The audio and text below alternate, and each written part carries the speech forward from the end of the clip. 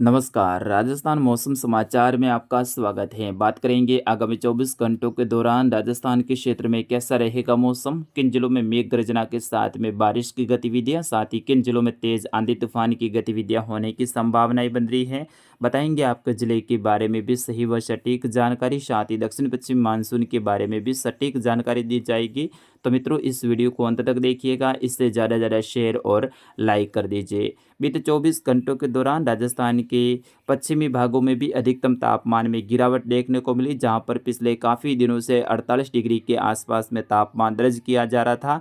बीते 24 घंटों के दौरान सर्वाधिक अधिकतम तापमान है वो 45.6 डिग्री सेल्सियस फलोदी में दर्ज किया गया। बाकी अन्य क्षेत्रों में 45 डिग्री या उससे नीचे ही तापमान देखने को मिला, जबकि बीते 24 घंटों के दौरान राजस्थान के उदयपुर और कुछ जोधपुर संभाग के क्षेत्रों में मौसम में बदलाव देखने को मिला। कुछ कोटा संभाग के दक्षिण और दक्षिण पूर्वी क्षेत्र और कुछ भरतपुर संभाग के क्षेत्रों में भी बदलाव देखने को मिला। ज़्यादातर राजस्थान के क्षेत्रों में मुख्य रूप से मौसम शुष्क देखने को मिला। आगामी 24 घंटों के दौरान भी राजस्थान के अधिकतर स्थानों में मौसम मुख्य रूप से शुष्क देखने को मिलेगा। धुंधला मौसम रहेगा दिन भर, विशेष तौर पर पश्चिमी राजस्थान में, और आज फिर से गर्मी के तीखे तेवर देखने को मिलने वाले हैं। कई सारे जिलों में अधिकतम तापमान है उसमें 2 से 3 डिग्री सेल्सियस की बढ़ोतरी होने की संभावना भी मौसम विभाग ने जताई है। आगामी 24 घंटों के दौरान बारिश की गतिविधियों की बात करें तो उदयपुर और कोटा संभाग के कुछ क्षेत्र, जबकि जयपुर और भरतपुर संभाग के कुछ क्षेत्रों में देखने को मिलने वाली हैं। जोधपुर, बीकानेर, अजमेर और के अधिकतर जो क्षेत्र हैं वो मुख्य रूप से शुष्क देखने को मिलेगा। फिर भी कुछ क्षेत्रों में सीमित एक्टिविटी हो सकती है, उनके बारे में भी विस्तार से बताएंगे। फिलहाल बात करते हैं जयपुर संभाग से, जिसमें अगले 24 घंटों के दौरान विशेष तौर पे आज दोपहर के बाद में झुंझुनू से लेकर जो नीमका थाना के क्षेत्र हैं, सीकर से लेकर राजधानी जयपुर के आसपास के क्षेत्र, कोटपुतली से लेकर खैरतल, तिजारा, अलवर से लेकर डींग, भरतपुर, दौसा के आसपास के क्षेत्रों में नए बादलों के निर्माण के साथ में कुछ खंड बारिश की गतिविधियां होने की संभावना है। वैसे सुबह भी आज भरतपुर संभाग के कुछ क्षेत्रों में खंड बारिश की गतिविधियां देखने को मिली थी।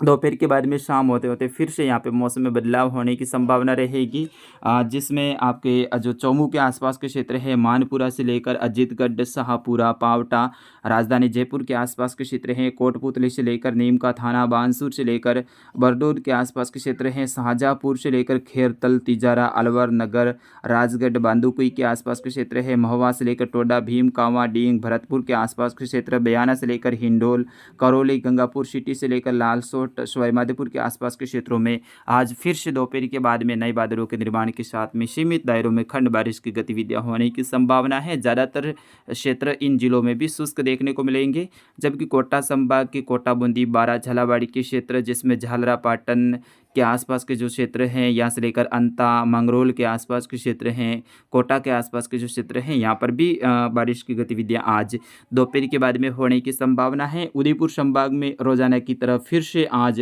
खंड बारिश की गतिविधियां देखने को मिलेगी, जिसमें डूंगरपुर से लेकर बांसवाड़ा, खेरवाड़ा के आसपास के क्षेत्र हैं, ऋषभदेव से लेकर जो सिमलवाड़ा के आसपास के क्षेत्र हैं, गलियाकोट से लेकर सागवाड़ा, सलोम्बर, लसाड़िया, कनौड़ के आसपास के क्षेत्र हैं, भींडर से लेकर बड़ी सादड़ी, धारियावाद, प्रतापगढ़, छोटी सरवन के आसपास के क्षेत्र हैं, अरनोद से लेकर पीपलखंड के आसपास के क्षेत्र हैं, चित्तौड़गढ़ से लेकर कपासन, रेल मगरा के आसपास के क्षेत्र हैं, फतेहनगर से लेकर राजसमंद, उदयपुर, घाटोल, जाडोल, जाबर, जाडोली के आसपास के क्षेत्र हैं, मावली से लेकर गोगुंदा, शायरा के आसपास के जो क्षेत्र हैं, यहाँ पर भी खंड बारिश की गतिविधियाँ होने की संभावना है। सिरोही के उत्तर और उत्तर पूर्वी क्षेत्रों में भी आज दोपहर के बाद में फिर से नए बादलों के निर्माण के साथ में कुछ सीमित दायरों में खंड बारिश की गतिविधियां हो सकती हैं। कल के मुकाबले आज बारिश की गतिविधियों में कमी देखने को मिलेगी, जबकि कुछ संभावनाएं जोधपुर के उत्तर पूर्वी क्षेत्रों से लेकर फलोदी के कुछ क्षेत्र, नागौर के दक्षिण पश्चिमी क्षेत्रों से लेकर ब्यावर के जो उत्तरी क्षेत्र हैं, केकड़ी से लेकर शाहपुरा, बूंदी के कुछ क्षेत्र हैं, यहाँ पर भी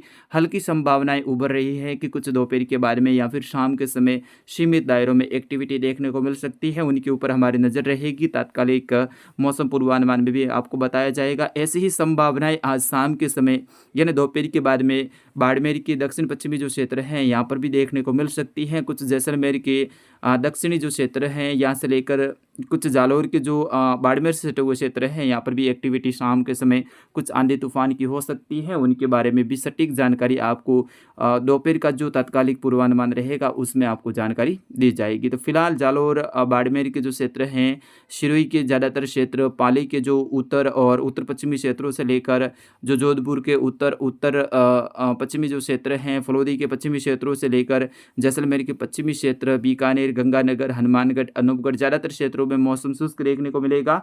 बीकानेर संभाग में जरूर कुछ शाम के समय एक्टिविटी हो सकती है, क्योंकि यहाँ पर पूर्वी हवाएं हैं वो प्रभावी हैं और सुबह कुछ नमी भी ज़्यादा रही है इस क्षेत्र में। तो ऐसे में कुछ शाम के समय एक्टिविटी हो सकती है। कोई एक्टिविटी की संभावना रहेगी तो दोपहर के पूर्वानुमान में आपको ज़रूर बताएंगे। दक्षिण पश्चिम मानसून है वो महाराष्ट्र के क्षेत्रों को प्रवेश कर लिया है। इसकी आधिकारिक घोषणा कल भारतीय मौसम विभाग ने की है, जबकि पूर्वोत्तर राज्यों में भी कुछ दक्षिण पश्चिम मानसून है वो आगे बढ़ा है। अगले 24 से लेकर 48 घंटों के दौरान इसके और आगे बढ़ने की संभावनाएं प्रबल बन रही हैं, परिस्थितियाँ अनुकूल बनी हुई हैं और आगामी कुछ दिनों के बाद में यानी अगले 2-3 दिनों के अंदर अंदर ये मुंबई तक पहुँचने की संभावनाएं बन रही हैं। तो उनके बारे में भी समय समय पर आपको जानकारी देते रहेंगे।